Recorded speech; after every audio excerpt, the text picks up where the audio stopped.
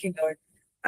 Glad to be with you all. So let's start. Father God, we thank you, Lord, that you are here with us and you're going to, again, warm our hearts afresh with your love, with your word for each and every one of us, that you are indeed always and forever, always, always with us. Thank you, Lord, that this is your peace. Your peace is your presence. In Jesus' name, amen. Did you realize that? And later we will break that down, no, in one of the slides that I prepared. So praise the Lord. So tonight we're going to talk about again His love for each and every one of us,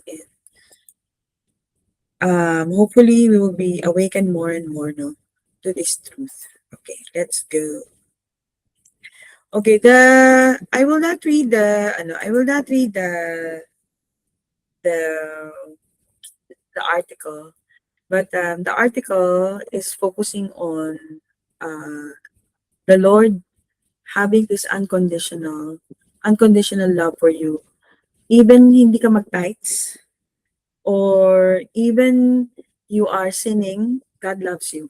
Okay. So, wala siyang, actually, ano nga He has forgiven us all our sins and He has forgotten.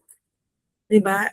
He has, merong verse, I think it's in Psalms, He has buried it so deep in the ocean that you're not allowed to enter, that you're not allowed to open. So when you are blabbing and when you are, alam mo yun, nagbungoy ka sa Lord na, Lord, patawarin mo ako, ganyan, ganyan, ganyan. Parang, what are you talking about? What are you talking about? Actually, you are forgiven. And the thing is, the Holy Spirit is testifying that you are forgiven. So, medyo parang ano 'no, 'pag naggaganon tayo, naha-hurt siya 'no, 'di ba? Kasi we have to believe what God believes about us. Do you believe what I believe about you? Yun yung ano, yun yung say that's the song that I've been, singing and singing and, it's been ringing in my ears na, Lord, I every day I want to progress in my believing what you believe about me. Oh, what do you believe about me? Right? That I'm an heir. That I have died. I no more need dying, that I already died. Past na yun. I'm already the risen one. Because God has risen Christ together with me. Or it's the other way around. Christ has risen me together with Christ. So, ano na, ang kanta na natin ngayon ay, In Him we live and move and have our being. No need to die. No? In Him we live and move. Kasi that's life. That's actually pangalan ni Ate Chai. That's Chai. That's Zoe life. Diba? The Lord wants us to live our lives and live our lives to the full. So wala na yung mga regrets. So kung meron nang nagtatampo sa'yo, okay lang. Diba? Okay lang. Diba? The Lord loves them and the Lord is, the Lord is just waiting for them now as He's waiting for you and I. So just let them be, makakilala na ng space. Diba? Let them have the biggest parking lot. Anyway, ba't pa tayo nun napunta? Anyway, the gospel is not the news that we can receive Jesus into our lives. No. The gospel is the news that Jesus has reconciled each and every one of us to Himself. The gospel is the news that Jesus has received us into His. Jesus has received us into His, and therefore, we can sing, In Him we live and move and have our being. That's from Reverend Anuya Morke Ketere, from, I think he's a South African bishop. So the gospel is not about telling how lost they are, but reminding them of how loved they are. And that includes yourself. Sabi ni Martin Luther, sabi niya, I have to keep telling myself about the gospel. The first person that you have to preach the gospel to is yourself. That's why the Lord Jesus said, do this in remembrance of me. Because when you partake of the bread and when you drink of the cup, you are reminding yourself of His love. Those are tokens of His love. So therefore, you are reminding yourself, because you know what? Every day, every second, we forget. We forget that we are loved. We forget that we are watched over. We forget that no matter what, no matter how much you are badly behaving, you are loved. No? So the gospel is not about telling how lost you are, but you have to remind yourself again and again how much you are loved. Take this bread and eat it. This is his love for you. Those are his tokens of his love. Hallelujah. So, but here's the thing, no? So we're now going to the lesson, no, because the lesson, the article is talking about tithing and sinning, no. So here's the thing: we're not under the old covenant of the law, diba? The temple system is gone. So this is pertaining about the tithing, no. The priesthood has changed. Jesus actually did not tithe. Search, oh, talaga? Oo. Search the New Testament. Jesus didn't tithe, neither did his disciples. There's no record also of Paul instructing any of the churches he planted to tithe. Rather, the language was giving, right? Cheerful giving. Even the Lord Jesus, no, it's cheerful giving. It's new covenant giving. We're not under rules and regulations. We're under the law of liberty and love. So, in fact, in Matthew 27:50 to 52, in the New King James Version, and Jesus cried out again with a loud voice and yielded to his spirit. Then behold, the veil of the temple was torn into two from top to bottom, and the earth quaked, and the rocks were split, and the graves were opened. Ah, and many bodies who were sleeping, no, who died before the saints, who had fallen asleep, were raised. Did you notice this? So no, so the sa ko when I read this, when I read this, no, in our context, no, we're not anymore under the old covenant. Child of God, the death that you needed, God has provided. Now you are the resurrected, beloved son or daughter of God. Therefore, ang context dito, many bodies. Is your body, meron ka bang signs of death? Then the verse is saying, the many bodies of the saints who had fallen asleep were raised. Because that's resurrection life. We have to be awakened to the truth that your body is the resurrected body. So any cell that is contradicting, or any report that is contradicting otherwise, that your body is a resurrected body, you have to refute, right? You have to refute. You're no more under the law of sin and death. No, you're under the law of life. Hallelujah. Third slide pa lang, ano. So, under the Old Testament, no, under the Old Covenant, yung tithes, no, the term tithe means 10th part. But actually, it's referring to the produce, to the livestock, to the harvest. And if you're going to be strict about it, it's actually 23% of the person's income, and we're not required on the 7th and 50th years. But sad to say, no, the modern church has adopted this as a rule. Mas matindi pa sa BII. So, but I'm not saying na that you should not give, no? By all means, give.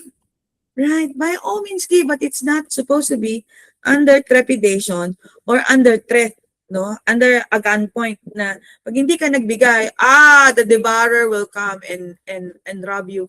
Nasan na yung cross pag ganyan? Diba? So, yung tithes were not monetary but considered of produce, land, and livestock. So, yung Septuagint, okay. Yung Septuagint is the old abbreviated surviving Greek translation of the Hebrew Bible. So, in short, the Septuagint, Septuagint, is the translation of the Old Testament in Greek. Okay? So, according to the Septuagint, the meaning of an omer, ano natin to, naaral natin to, are the following. Ang gusto ko lang i-remind sa atin dito is yung tithe, actually, it belongs to God. No? It's very clear that the tithe was not pointing to what God had, to what we have to give to God, but what God already gave us. You could not give your tithe to God. You can only receive the tithe and eat it. Okay? So, ito yung, and this is the bread that came from heaven. And then it came inside the bread that came from heaven came inside the measure of chastisement in the place called skull. Okay, so the bread was broken by the blows it sustained and has to be eaten in order for us to have life.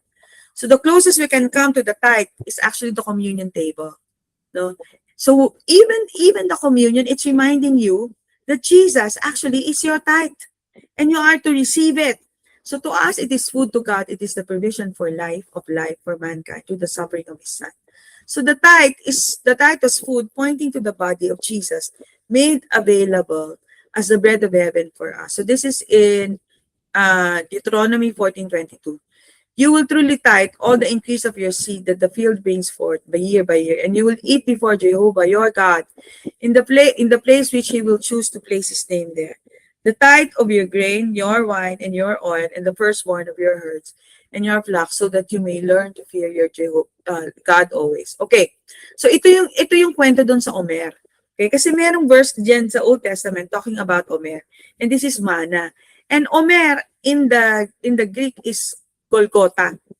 And we know that Golgotha is the place where the Lord Jesus was crucified, right? Golgotha in Jerusalem. What God commanded was that the manna given to every man has to be measured by an omer, which was the tithe of an ephah. Okay, so the tithe is the shadow of the Lord Jesus, no? Which actually it's not what you give, it's what God has given to you, with our Lord. So prophetically interpreted, this point to the manna that has to be chastised or placed on the skull before it could be eaten. Jesus called himself the bread of heaven, or the manna, Golgotha. So Jesus is your tithe, no? Jesus is your tithe. So by eating this food, you will have life. So that's why Paul said, in Him you live and move and have your being. So by eating the bread contained in the cup of suffering, you will not see death, but have all the curses removed from you. No? This is in Exodus 16:16 to 18. This is the thing which the Lord has commanded. Gather of it every man according to his eating an omer, for every man according to the number of your persons. Take ye every man for them which are in his tent. And the children of Israel did so, and gathered some more. So, and in Deuteronomy, remember Omera, it's the tithe. In the setting of the new covenant, it's the bread and the wine when we have communion. Okay, in Deuteronomy, ang sabi ni Lord, but if the journey is too long for you so that you're not able to carry the tithe, or if the place where the Lord your God chooses to put His name is too far from you, when the Lord God has blessed you, then you shall exchange it for money. Take the money in your hand and go to the place which the Lord God chooses you. So the Lord is saying, if it's very far, no, just take the money and spend it on whatever your heart desires. And you shall spend that money for whatever your heart desires. So of course, your heart is after the heart of your Abba. Right? You see your brother, or you see your sister having a need, then go give. Right? Giving, right, could be in the form of blessing a sister. Giving could be a form of blessing the church. Giving could be a form of paying for somebody's consult, right? Giving could be a form of gift to a friend, right? Hallelujah. So you shall rejoice in you and your household. So, inulit. So now, let's go to Malachi 3:10 to 12, no? Sabi nga ni Lord, remember Malachi, the last book of the Old Testament. Malachi means messenger. And when you read Malachi, you have to read it from the first to the last chapter.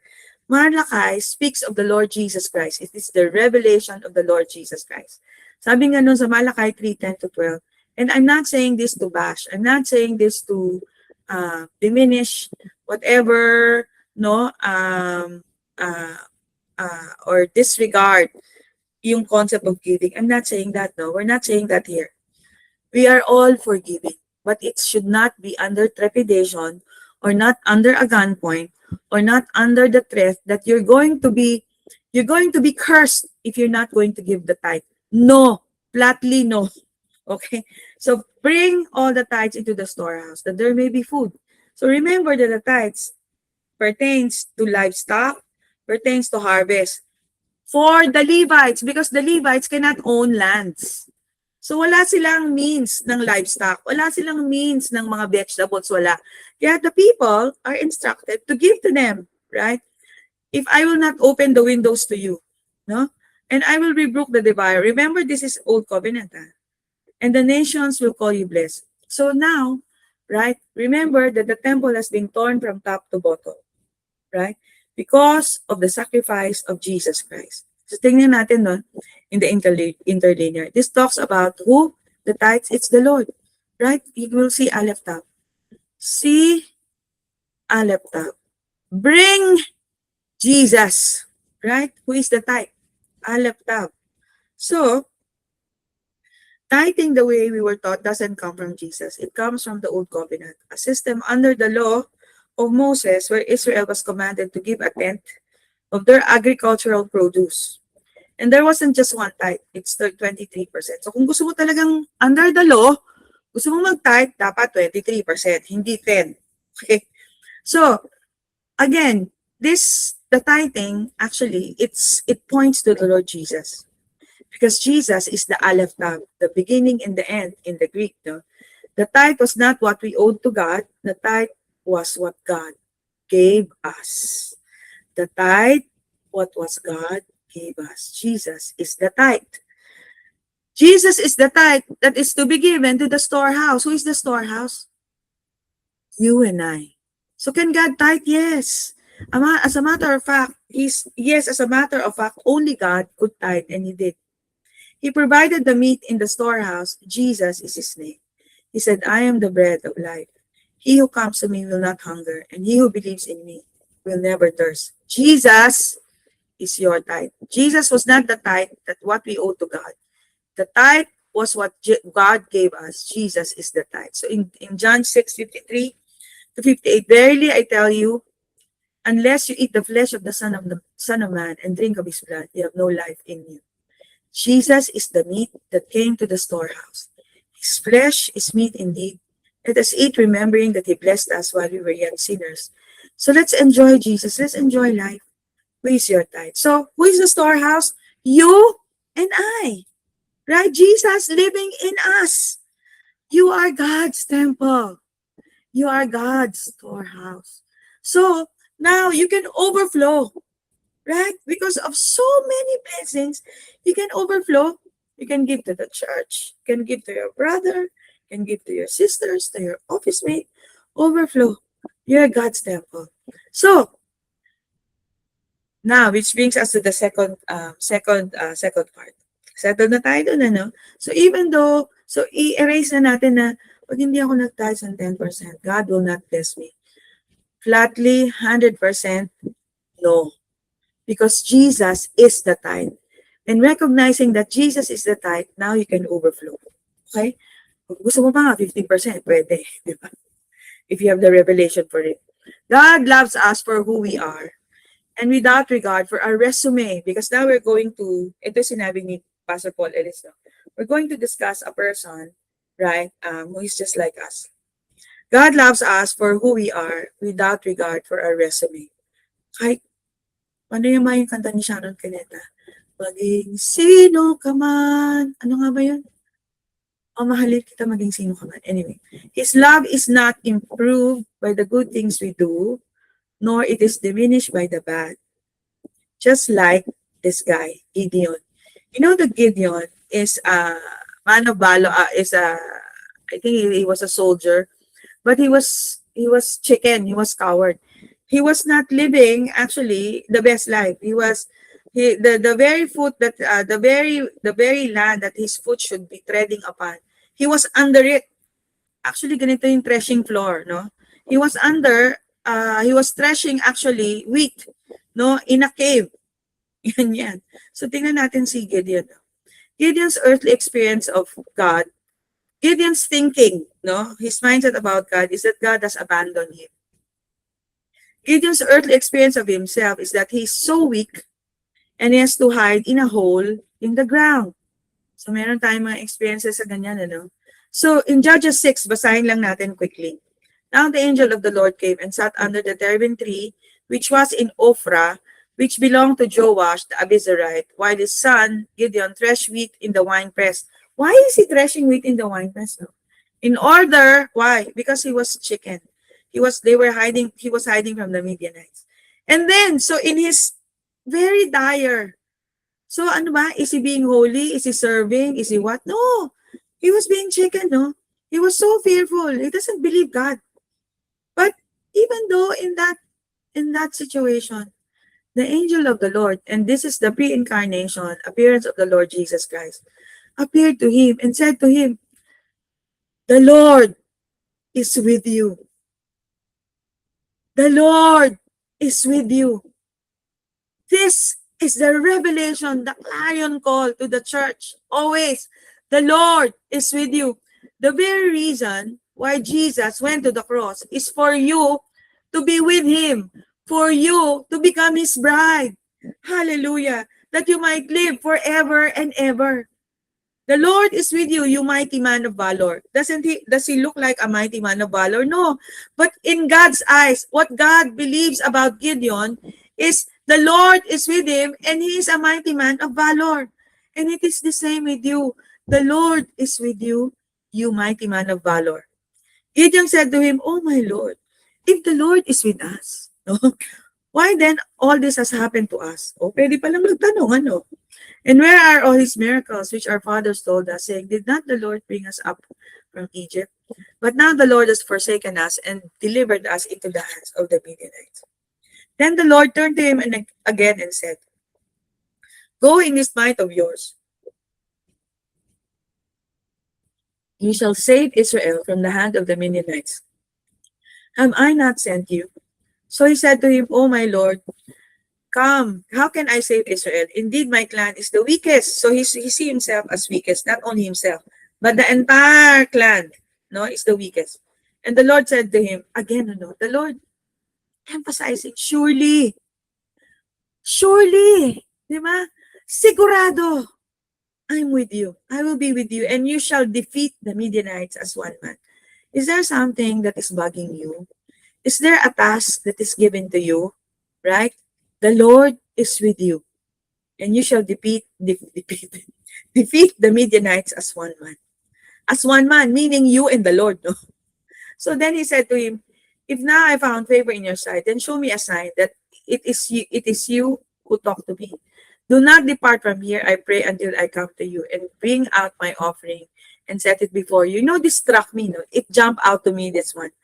And he said, "I will wait until you come back." So meron tayong mga season sa buhay no na tampo tayo, tatampo tayo kanino, ganyan. The Lord, especially sa Lord, no? But the Lord never leaves, nor forsakes you. Sabi ganun, okay, I will wait until you come back. Parang I will wait until you come back to your senses. I will wait until you realize He has never left us, actually. So Gideon went in and prepared a young goat. So hindi ko nabasahin, no? And I will just jump to 22. Now Gideon perceived that he was the angel of the Lord. So Gideon said, "Alas, O Lord God, for I have seen the angel of the Lord face to face." And this is what the Lord wants for you and I, that we see Him face to face, that we are so aware that He is with us. So then the Lord said to him, this is really interesting.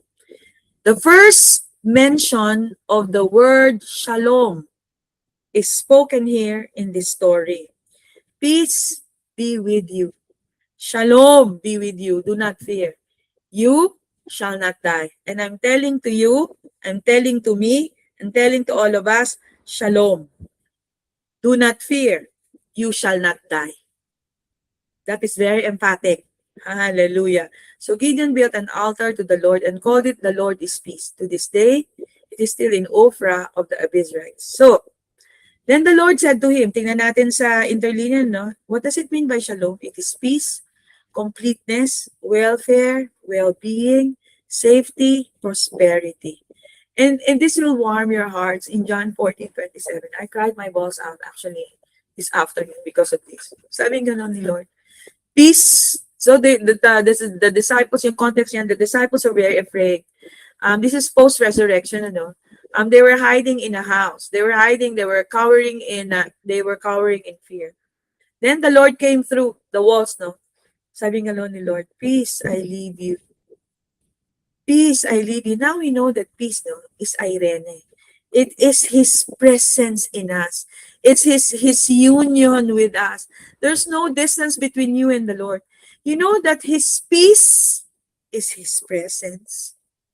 So it's not like, di ba, dinedefine natin yung peace as like, hindi ka natatakot, tranquil. No, it's much more than that. His peace, His presence. My peace, my presence I give to you. Not as the world I give to you. Let not your heart be troubled, neither let it be afraid. Hallelujah. In Greek, shalom is irene. Peace is irene. And in the strong exhaustive, irene is to join together into a whole. Peace. So sinasabi ni Lord, is actually, essentially, wholeness. It is the gift of wholeness. My presence, my peace is my presence. My peace, my presence is your wholeness. Hallelujah. My presence is your wholeness. Wholeness. Essential parts are joined together. Peace, it's God's gift of wholeness. Let's all take that in. God's peace is the gift of His presence. God's peace is the gift of His wholeness. Hallelujah. Hallelujah. So, do not be afraid is one of the most repeated commands in Scripture. Why? Because fear distorts how we see God, how we see ourselves and the world around us. Fear makes us hide, strive, or distance ourselves, no? Control and protect ourselves. But faith was never meant to be blind certainty. In the original language, faith, pistis, carries the idea of trust, persuasion, confidence, relational reliance. So it's not blind faith, no? Because peace is actually relational. How can you trust somebody whom you do not know? The more that we know Jesus, the more that we know that He has given His presence to us, His peace to us, right? The more that we will trust Him. So it's not merely believing facts about God. It is learning to rest in the goodness of the Father revealed in Christ Jesus. In Ephesians 2:13 it says, "But now in Christ Jesus, you who once were far away have been brought near by the blood of Christ. For He Himself is our peace. For He Himself is our wholeness, who has made the two groups one and had destroyed the barrier, the dividing wall of hostility, by setting aside in His flesh the law with its commands and regulations. His purpose was to create in Himself one new humanity out of the two, thus making peace, and in one body to reconcile both of them to God through the cross, by which He put death their hostility. He came and preached peace to you who were far away, to peace to those who were near. He came and preached peace to those who were far away and peace to those who were near. For through Him, we both have access to the Father by one Spirit. So, knowing all of this, knowing that Christ has given you His presence, His peace, you can simply be because He is. You can simply be because He is. Christ in you, the hope of glory. In Colossians 1:27. You are not holy because of how you act, how often you read your Bible, or how often you serve, or whatever, or how much you pray, how much you give. You're holy because of the life of Christ in you. You are the resurrected, the same Spirit who raised Jesus from the dead lives in you, right? Because of the life of Christ in you, not because of your performance. Holiness is not something you have to manufacture. It's the natural fruit of abiding in the vine. As you rest in Him, His life begins to flow through you. You don't have to chase holiness. You don't have to chase wholeness or strive for it because be desperate for it, or somehow somehow force it into existence. No. In Ephesians 2:6, it says, God raised us up with Him and seated us with Him in the heavenly realms in Christ Jesus. Notice the tense. Raised, past tense. Seated, past tense. Paul is not talking about heaven someday. No. He's describing a present reality today. Today, union with Christ changes where we live from, not striving to reach heaven, living from participation in the divine life, crucified with Him, raised with Him, seated with Him. So the realization of God's presence in you, the realization of God's union with you, that God is always with you, will change your mindset and the way you see people and the world. No longer do you see yourself as a sinner saved by grace. You see yourself as a beloved son who was brought into Christ and is learning to awaken to who you have always been in Him. No longer do you see this life as something to endure until you escape. You see this earth as the place where the life of Christ is meant to be expressed through you. His kingdom is not merely coming someday, it is here. When you walk into the office, His kingdom has come.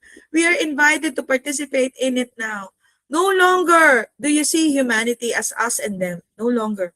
Parang, yan, born again. Yan, Catholic. No. You don't see them as us and them. You see every person as bearing the image of God. Some have awakened to that reality, and many have not. But every person is worthy of dignity, love, and honor. So, when you come to think about it, you will behave kindly. You will behave graciously. No longer do you see yourself as above anyone else. There's no spiritual caste system in Christ. There are different gifts, different callings, and different functions, but equal value. We belong to one another. No longer do you see heaven as your escape from earth. You see the kingdom of God breaking into the present, restoring hearts, relationships, and creation itself. No longer do you imagine God as a distant or hard to find. He is nearer than your next breath. In Him you live and move and have your being. No longer do you obey because of fear of punishment. You respond because you have encountered the perfect love. No longer do you wake up wondering if God is pleased with you. You wake up knowing you are already loved, already accepted, and already at home in Him. No longer you see prayer as trying, begging to persuade God to act. You see it as participating in the life you already share together. No longer do you believe transformation comes through striving. You believe it comes through abiding. Fruit is not produced by effort, but by connection to the mind. No longer do you measure people by their failures. You look for the image of Christ beneath the layers of fear, pain, religion, and brokenness. No longer do you believe the gospel is about getting people to God. You believe it is about awakening people to God who has already come near through Christ Jesus. He has already reconciled the world to Himself. No longer do you see faith as trying harder to believe. You see it as opening your eyes to what has already been true all along. No longer do you fear questions. Truth has nothing to fear from honest seekers. No longer do you see the cross as revealing an angry God who needed to be changed. You see it as revealing a God who has always been self-giving love, willing to go to the furthest depths to reconcile the world to Himself. The more you're awakened to this union, the less interested you have become in being right. The more interested you have become in loving well. That, to us, to me, is what real transformation looks like. Again, the more you're awakened to your union with Christ, that you are His bride, that He will never fail you, or He will never leave you, the less interested you have become in being right. And the more interested you have become in loving well. That, to me, is what real transformation looks like. Hallelujah. And you're no longer having this mindset of the best is yet to come. You're enjoying life. You know, the verse in lastly, the verse in 1 Corinthians 15, Paul is talking about death giving way to life, corruption giving away to incorruption, and mortality putting on immortality. The phrase in the twinkling of an eye, it was translated as yung the coming of the Lord Jesus, no? But actually, ang context nito, it simply points to how complete and immediate God's transformation is. In fact, He has already come, di ba? He has already come. When He acts, there's no delay, no process of earning, no striving to make it happen. That should also make you think about the way we come to see Jesus. Sometimes we can spend years believing things about God that simply are not true. So yung pala yung in the twinkling of an eye, then suddenly your eyes are open. The one glimpse of Jesus, seeing the Father exactly as He is revealed in Christ, and everything changes in the twinkling of an eye. Now you see Him differently. Fear gives way to peace. Performance gives way to rest. Distance gives way to union. And maybe that's why you love this phrase so much now. Now I get it. Now I understand it. Sometimes a life of misunderstanding can be undone in the twinkling of an eye when we finally see the one who has been with us all along. Father God, we thank you that our eyes, there's a twinkling of an eye moment, Lord, tonight. That you love us endlessly, that you will never leave us nor forsake us. That the gift of your peace is the gift of your presence in us. Thank you, Lord. And with this, Lord, we are free to overflow like a river of life to the ones who are around us, beginning with our family, then to our friends, then to our office, then to this nation. We declare it in Jesus' name. Amen. Now let's prepare our communion elements. Lord, we thank you today. We come to your table not to prove ourselves or to strive or to perform. We thank you, Lord, because we don't need to drop our resume and put ourselves together, to know that you love us. But you love us in spite all of this. We thank you, Lord, for the word that is shared today, not telling us how lost we are, but reminding us how deeply we are loved. Thank you, Jesus, that you have already received us completely, wholeheartedly, and unconditionally. So as we hold this bread today, we remember that you are the true bread of life sent down from heaven. Thank you for being broken for us so that we might be fed and made whole. Today we can declare that, Lord, we are made whole.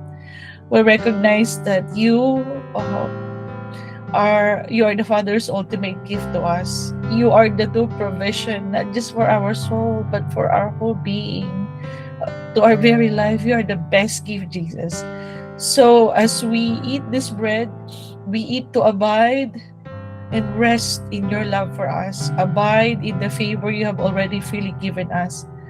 And as we partake, we declare that we are completely healed, whole, nothing missing, nothing broken. Every single cell of our body is healthy and well. We declare not just for our body, but also for the bodies of our loved ones, Lord. In Jesus' name, let's partake. Thank you, Lord. As we take this cup, we remember, Jesus, your blood that destroyed every dividing wall, and you have brought us near to the Father. You are our peace, our Irene, our complete peace and wholeness. You have torn the veil, you have removed every barrier, and you have invited us into complete union with you.